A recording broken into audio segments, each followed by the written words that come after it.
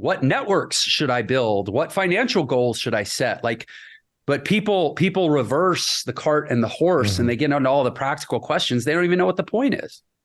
Yeah. And when you start with purpose, when you start with what you want, why you want it, and what you're actually here for, all of a sudden you can then back into what are the things that you need to do, learn, know, grow, who do you need to be connected to that will actually get you on the path to being able to fulfill that purpose. Welcome back to the Name Your Number podcast presented by the Investor Mindset. My name is Stephen Pesavento, and today I have Jeff Lerner in the studio. How you doing today, Jeff? So great to be here, Stephen. Thanks for having me. Man, it's super good to have you. You've had a ton of success in business. You've had a big exit. You've had a ton of failure, a ton of lessons learned along the way. And I know you're now teaching people how to think like an entrepreneur. I'm a big fan of really changing those belief systems and helping people get closer to what they really want. So we'll get into all of that today. But before we do, Jeff, what was one of the first targets, the first things that you named that you were going after that was kind of on the path towards creating, a different financial destiny than most people do? Yeah. What a perfect question. It was in my case, it was in my teens.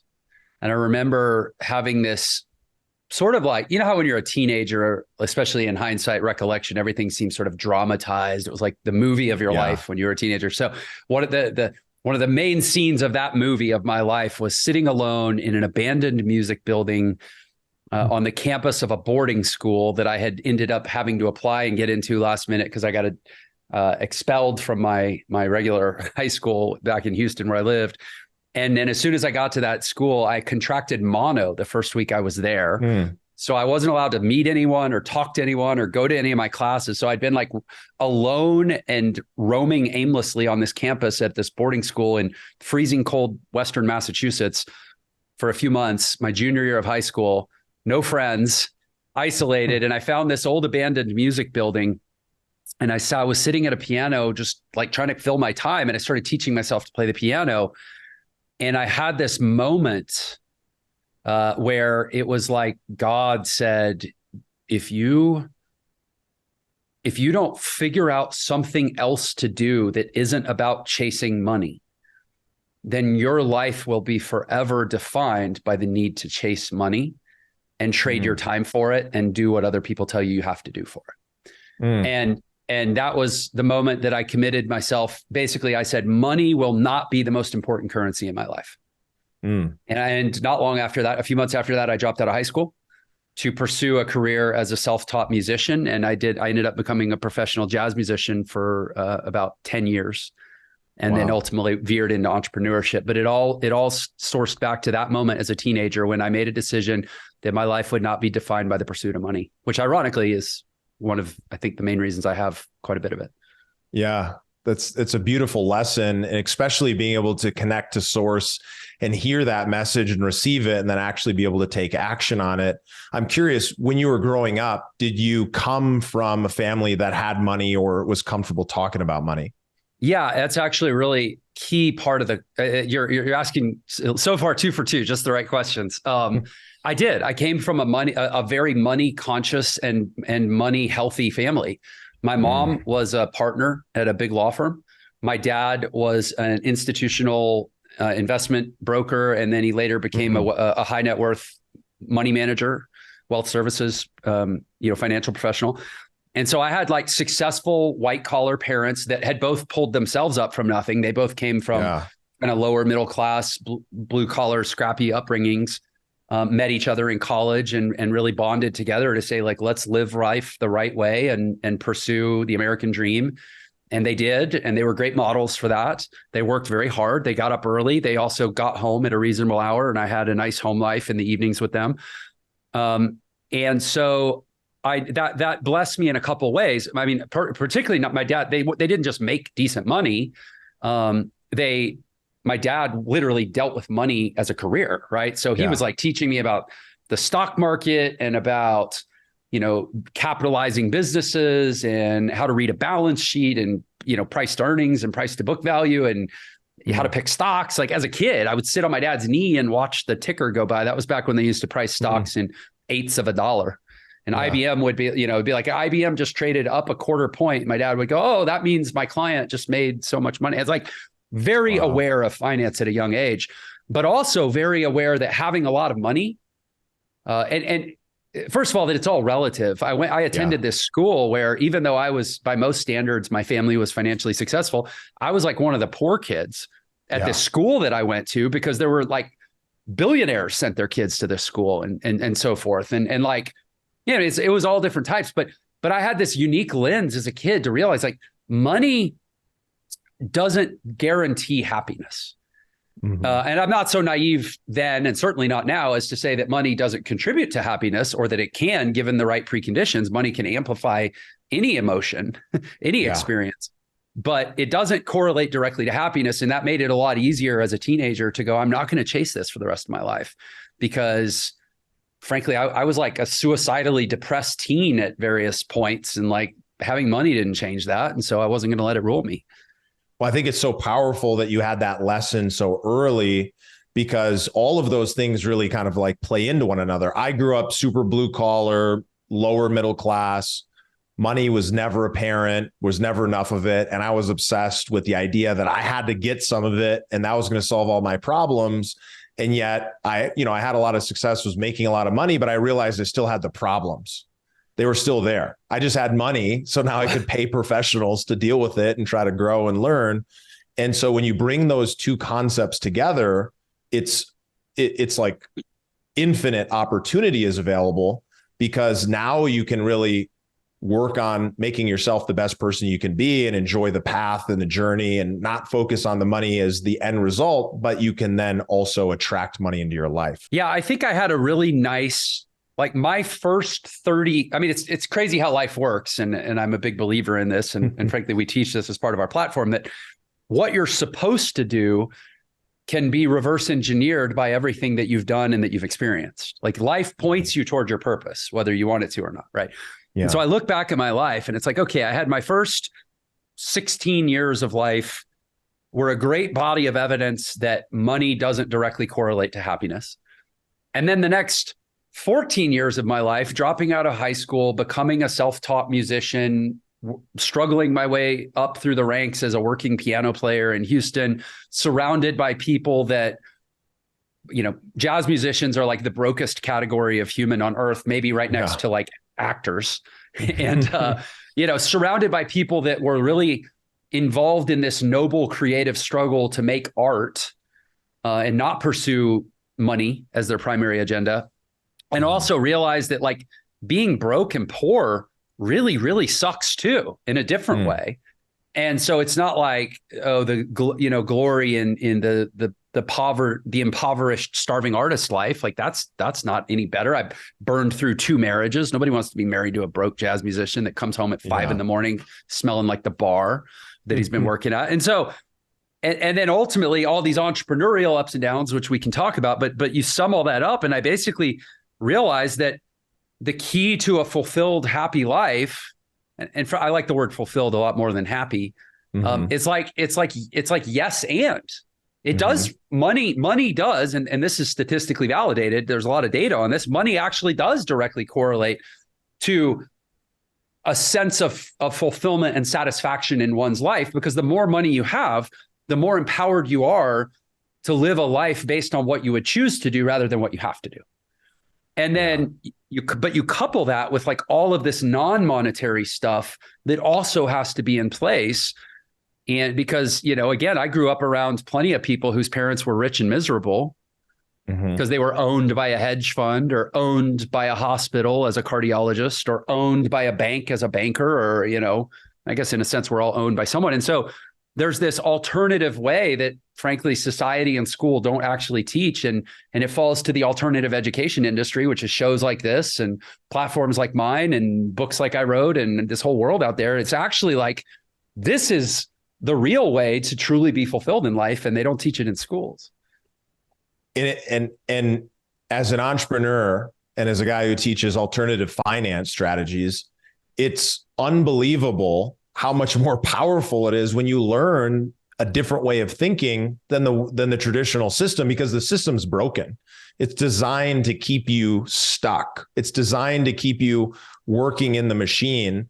And they don't want you to become aware of this. They don't want you to know this information. They want you to continue down that path, to go to school, to try to get an A on every single quiz. So you get out into the real world, which has nothing to do with school, to then stay in the job, because they want you to be stuck. Because when you're stuck, you're in control. Even if you're making a lot of money or not, if you're in the system and you don't have the authority and ability to make those decisions yourself, then you feel like you don't have the control that is really right there. And it's really a jail that you're the ones holding the door closed because they told you to. I'm so glad you said the system is broken. I have my book behind me. I could go turn to one of the many references in it. I speak almost obsessively about the broken system. I talk about it. That's like anybody in my world knows, oh, here Jeff goes again about the broken system, right? And I talk about it as this, I draw it as a Venn diagram with 3 circles that intersect in the center of big education, big employment, and big retirement. That's how I term it. Education, employment, and retirement are the 3 sort of ideological social constructs that basically conscript us at a young age, at a young impressionable age, when our most profound imprinting of personality and memory is happening in our life, or between 3 and 5 years old. And it sucks us in. You could argue that big healthcare actually gets us the day we're born, but that's it's not my fight to fight. But where you get conscripted in at 3 to 5 years old, and we stay in this system until we're theoretically 65 and we can retire. But even then, we never really get out of it. And each of them, and I have a free ebook. This isn't a pitch, but if somebody goes into my world and they end up downloading the free ebook that I offer everywhere, I actually, in the appendix, I give the history lesson of each of those 3 constructs: the history of American education or Western education, the history of Western employment, and the history of Western retirement, and how between the 3, they create this conveyor belt that human beings live on their entire life, that virtually from birth to death. And like, to your point, they're prisoners. And they don't even realize that they're the ones holding the door shut on themselves. Yeah. And yet, as you and I and hundreds of other people try to teach and share this information, those beliefs are so stuck. Like, people don't want to open themselves up until they get into that moment. What have you seen, or what do you recommend, Jeff, for those people who are like, man, I see that there's a revolution happening around the world. I see that people who are speaking about this are living a different life. I see that presidents in different countries around the world are being elected because the people are not getting what they want. And this anti-establishment or different way of thinking seems to be an incredible movement, but those beliefs are holding them back. What do you recommend to be able to break through that and come to the realization of what the real reality is?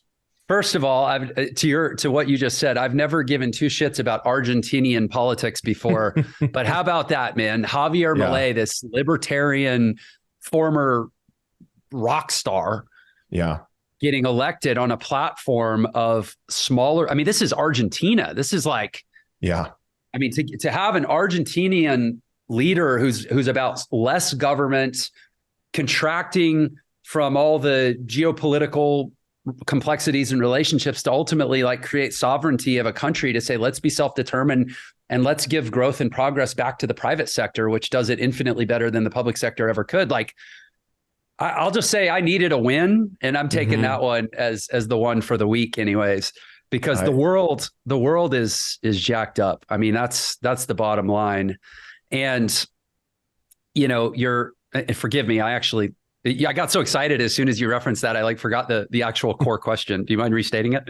Yeah, well, I think the thing that I was really getting to is that, when you see Argentina, who's a socialist country and has been for a very long time, and people are that upset that a guy that can come in who's super direct, honest, flagrant, talking about cutting every part of government down to the core things. We're seeing it in Italy. We're seeing that in the US, people like Trump and RFK Jr. and Vivek, alternative candidates, are rising in the polls. A lot of people are waking up. a lot of people are waking up. And what do you recommend for those people who still have those beliefs that want to hold them back into the system? How can they break free of that and see what's really happening so that they can take back control of their life? Yeah.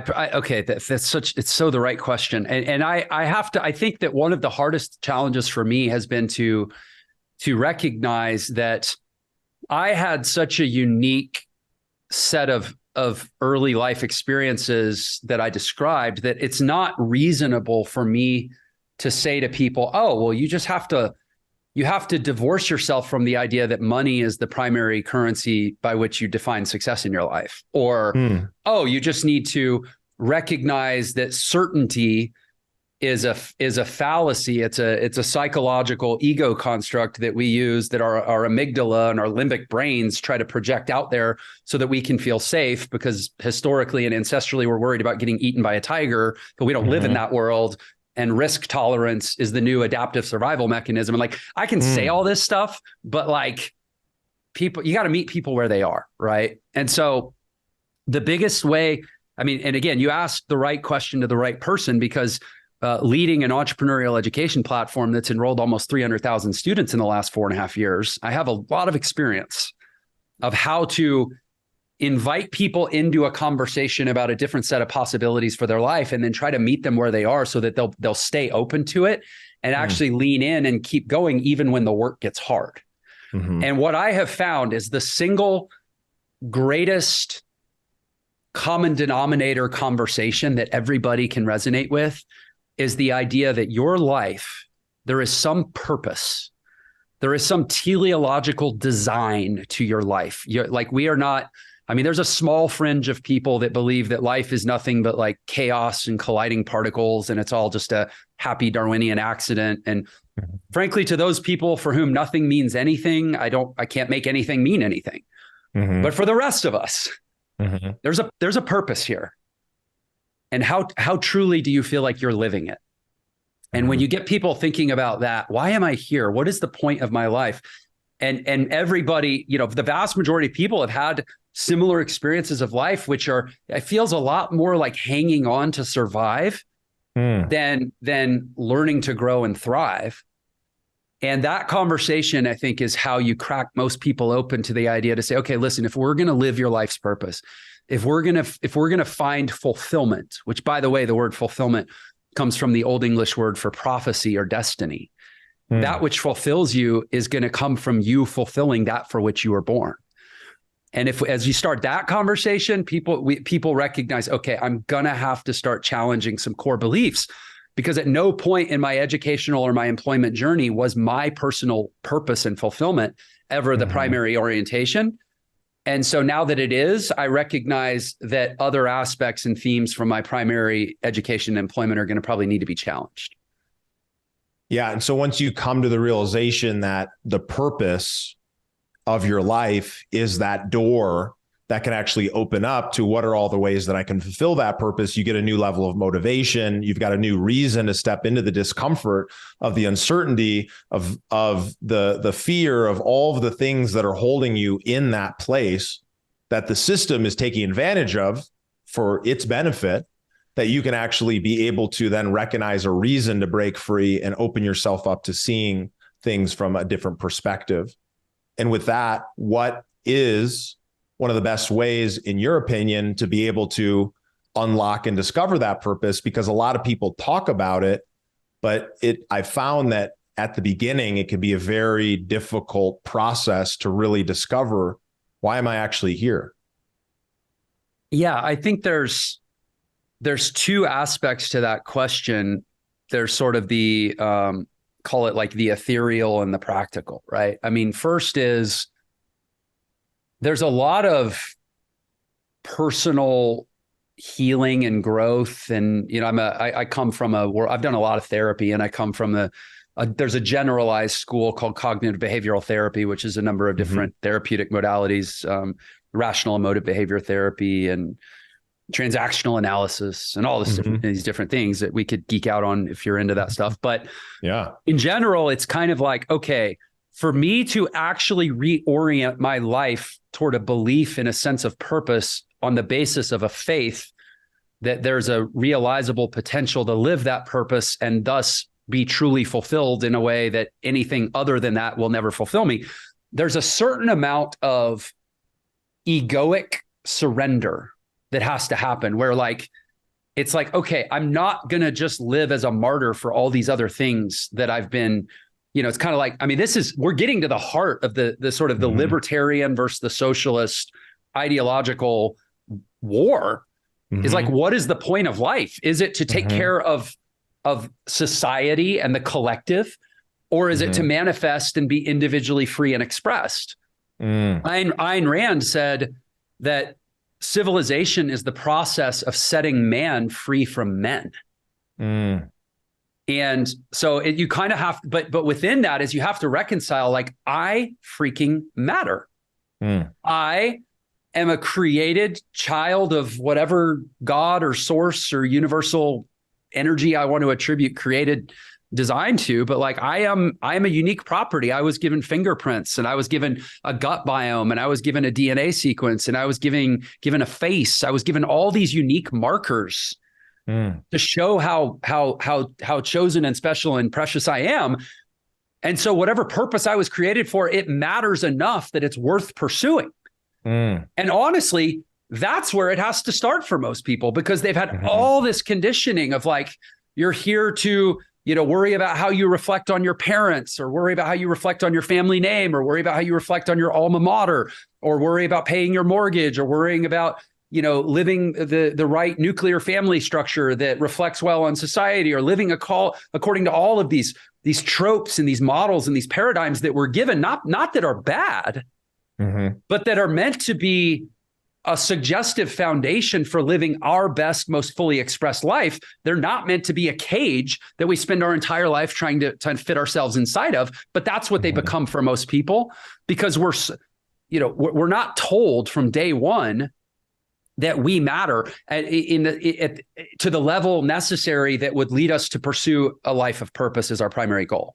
And then what ends up happening is that desire, that inner urge, it will try to express, because it was placed there prior to our consent. Like, it's part of our created imperative as living sentient beings that are capable of a relationship with the divine.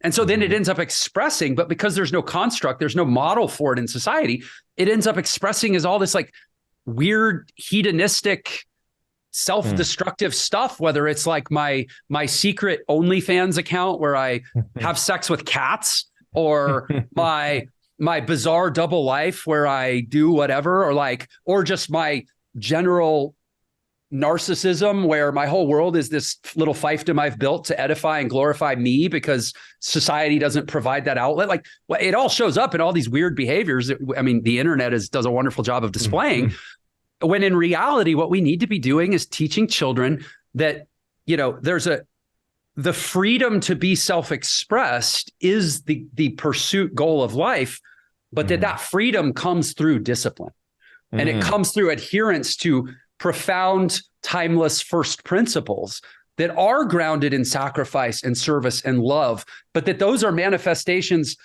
of our divine createdness, not of some obsequious requirement that we just sacrifice ourselves on the altar of a society that has its own agenda that's not ours. Yeah. I mean, at the core of it, it's first coming to this place where I'm aware and I have a belief that I came to this earth, to this plane, that source gave me a purpose, and I'm here for a reason. And even if I don't know what it is, if I have the belief that I'm here for a reason, then I can be open to discovering what that reason is. I can start listening. I can start feeling. I can start seeing it. And then as through that process, you begin to discover it. I think one of the biggest mistakes people make is they feel like they need to know exactly what it is. And then when they don't, or they don't feel connected to it, they want to put it away, and they want to stop being aware that they're here for a reason, but they have to have that faith to have that space for that message and to actually be received. Yeah, there was exactly. You said it beautifully. It's not about knowing what your purpose is. It's about believing that you have a purpose. Like, that's the starting point. That's the precondition. And then the purpose, it manifests over time through life experience, through clarity of values. The word purpose comes from the French word proposer, which is the old French for to propose or to stand for, to essentially say, I stand for this in the world. That is our purpose. It's our proposition to the world. And that which we're going to embody through the way we live our life. But that you discover that over time. But like your reticular activating system of your mind, which is what determines when you scan your environment, what you actually see and absorb and remember from your environment. That's your reticular activating system. It's like your radar, the tuning of your radar.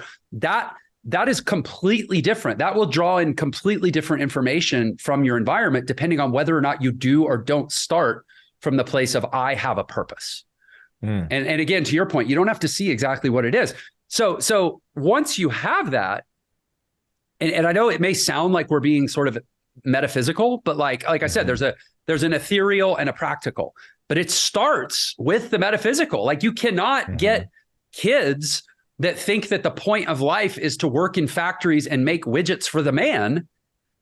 You can't get them to dream, kids or adults. And most adults are kids that grew up having their dreaming stomped out of them. And so once you have that sort of a priori, then you can say, all right, well, what's your thing? And the Japanese have a concept called ikigai, which essentially means purpose or reason for being. And it's the Japanese concept. By the way, the Japanese also don't have a concept called retirement. That was something that got tacked on by the Westerners about 150 years ago, which I can explain. Again, I document all these backstories in my book. But ikigai is a shared answer to 4 questions. It's finding one answer that answers 4 different questions, is how you define ikigai. What does the world actually need? What do I actually enjoy? What am I actually good at? And what can I actually earn a living doing? You find one thing that answers those 4 questions, I'm pretty damn sure, especially if it's in alignment with your historical experience. Like I'll give an example for myself. What am I pretty good at? I sure as hell enjoy it. The world definitely needs it. And I have figured out how to get paid doing it. It is challenging the broken system. Challenging the paradigms of big education, big employment, and big retirement. And how does that align with my life experience? Well, I mean, I wrote about it in my book. I could recount almost virtually every single thing that's ever happened to me has been leading me to that catharsis. And this is the framing of purpose, is that everybody has life experience and natural gifts that have led them to a set of realizations and experiences from which they can derive values upon which they can make a stand, a profession. By the way, a profession is not how do you trade time for money. Your profession is what you profess. It's your purpose. It's your proposal to the world. They're meant to be the same. It's in the language. Your purpose and your profession, those are actually 2 words that mean the same thing if you understand the history. And so you figure out the answer to that question, and it's there. It's there in the clues are hidden in every human life. And but your reticular activating system has to be tuned to look for it, which requires the belief that it is the goal and the point. And from there's a lot of tactical questions. Well, what skills should I learn? What industries should I, apply myself to? What networks should I build? What financial goals should I set? But people reverse the cart and the horse, and they get into all the practical questions. They don't even know what the point is. Yeah. And when you start with purpose, when you start with what you want, why you want it, and what you're actually here for, all of a sudden you can then back into what are the things that you need to do, learn, know, grow, who do you need to be connected to that will actually get you on the path to being able to fulfill that purpose. I think it's really, really powerful. Just underline that most of the problems that we have in our country, from my perspective, is a lack of purpose. People are unhappy because they have no real clear connection or reason on why they're here every day. And so when we can actually become aware of that, like we are right now, as you're listening to this show and we're having this conversation, you can begin to start keeping your eye open for it and start seeing where those different things can come into alignment for you. And so shifting gears, when it comes to the path towards entrepreneurship, I I started out my career. I was doing a bunch of entrepreneurial things when I was very young. I also worked blue collar jobs and worked my butt off. And then I went to university and I wanted to break free of that blue collar life. And I got a career in management consulting. And I quickly realized there's no passion here. There's something is so out of alignment. I went the path, I followed the rules, and I hate the rules. I don't like doing things because someone else tells me I should do them. I like doing them because it feels right and it's in alignment. And so I got out and I broke free and I went the entrepreneurial route and have, had a good amount of success after a lot of failure and continue to have failure over and over again alongside success as I'm learning. For a lot of people, they're stuck in that W-2 world. And I think you can have success and you can find purpose and fulfillment working a job. But from your perspective, how and why is it so important to get clear on being able to break free of having to do anything, whether it is working in a job or going more the entrepreneurial route, like you're teaching so many people to do? Yeah, I mean, I think it just comes down, I mean, regardless of what purpose or origin of life story people want to tell themselves, like, I think there is universal consensus that, like, I want to feel fulfilled in my life. Mm-hmm. And your probability of achieving fulfillment in your life, I think it's probably completely true to say the probability of you achieving fulfillment in your life directly relates to your ability to be self-determined and to make your own choices. And the inverse of that is the psychological axiom that dependency always inevitably leads to hostility. Well, the inverse of that is that, I mean, hostility, which is operationalized aggression or anger, which is actually a mask for fear. And the fear sources from the dependency because it's a fear of loss if we lose that which we are dependent on. And over time, that transmutes into hostility and anger. The inverse of that is I'm not dependent, right? And when I'm not dependent, I don't have to be afraid, and therefore I don't have to be angry, and therefore I don't pick fights, and I don't fight wars, and I don't invade my neighbors, and I don't do all the shit that has our world so screwed up, right? So that's why it matters. And it just so happens that, and this is where it all comes together. People's like, oh, well, are you a socialist? Or are you an individualist? And it's like, no, it all comes together that the society, the utopian ideal that socialists are trying to get to, I just happen to think they're going the wrong way, is we're basically all trying to get back to the Garden of Eden where, like, everybody's happy and everybody's chill and everybody's cared for and provided for. But the path there is not by us defining this monolithic collective that subsumes the rights of the individual. The path there is everybody being so fully expressed and individuated and self-actualized, to use Maslow's term, that there's nothing to fight about anymore. Because there's plenty of resources. I mean, everybody knows there's enough food in the world to feed everyone. It's just not properly distributed. And the reason it's not properly distributed is because of hostile self-interest, which manifests from dependency, which manifests from a collective that's easy to manipulate to nefarious purposes that are, like, counter to the human condition. Like, it's all, sometimes I'm just like, how is this not so fucking clear to everyone else? But sorry, I get it. So anyways.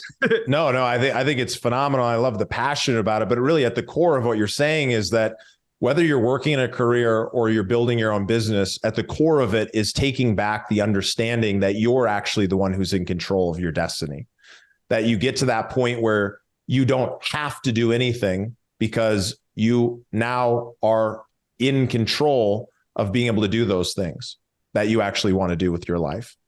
You're not dependent. I think Ayn Rand, honestly, like, she is so misrepresented and misunderstood in the world. Absolutely. She has a book called The Virtue of Selfishness, where people think that the way to fix society is to subordinate individual interest and essentially sacrifice ourselves on the altar of society, a society upon which we become hopelessly dependent, which ends up why everybody's so frustrated and angry all the time.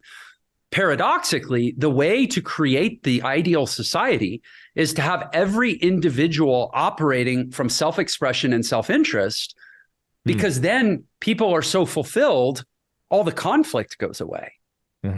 And as somebody, and this is where like you're trying to tell people what does life look like further down the entrepreneurial path?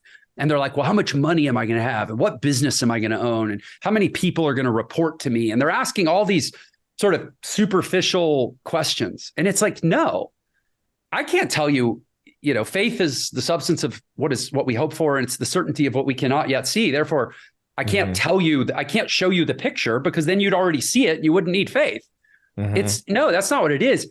It's about, as I decouple myself from social dependency and economic dependency, then I start to become that change, which, if it were pervasive enough in the world, would actually lead to the place that society thinks it's trying to get by shoving us all in the opposite direction. That's why you become an entrepreneur, because it's like, you actually can have your cake and eat it too. You can operate from self-interest. You can operate from a desire for freedom. You can operate from a desire for liberated self-expression, while at the same time contributing to taking society in a direction, in the only direction where I think that peace is actually possible. It's such a simplified version of something that it feels very complex, but when you actually break it down and you realize that, again, back to purpose, it allows you, by taking this step, decoupling those different things, break free and be able to live more of the life you want to live. So I'm loving this conversation, Jeff. It's been amazing talking with you. I couldn't recommend enough getting the book, Unlock Your Potential. You should absolutely read Jeff's book if you enjoyed today's conversation and you want to take your life to the next level. Jeff, where can people find out more about what you're doing or follow you? Yeah, just honestly, I invite people to my YouTube channel or my podcast or my book. Obviously, I have an entrepreneurial education platform called Entre Institute. We sell courses where we sort of fancy ourselves the only holistically complete ecosystem in the world for people that want to take this adventure. And when I say adventure, by the way, the literal translation of the word entrepreneur from the French roughly correlates to the English word for adventure or adventurer. And so, but that's like stuff you buy. I'd rather steer people to stuff they can try. So that's like my YouTube channel, which is thousands of hours of free content. My book, which is, I don't know, 20 something dollars and, 350 pages or whatever. My podcast, which is hundreds of episodes for free around these types of conversations. And if people, look, it's not for the faint of heart. Like, there's days I wake up and I go, life would just be a lot easier if I would forego self-determination and just be a little more willing to feel like a slave. Like, my life would actually be easier in a lot of ways. But if you've had enough of that, and you want to try the alternative, those would be the places to start. The easiest path is often not the path that leads to the best result and the most fulfillment. So, Jeff, I really appreciate the lessons and the things today. I couldn't recommend enough. Grab a copy of that book. And thanks for listening. We'll see you guys on the next episode. Thanks for listening to the Investor Mindset Podcast. Make sure to hit that subscribe button. And if you'd like to watch another, here's one up top, and here's another great video right down below.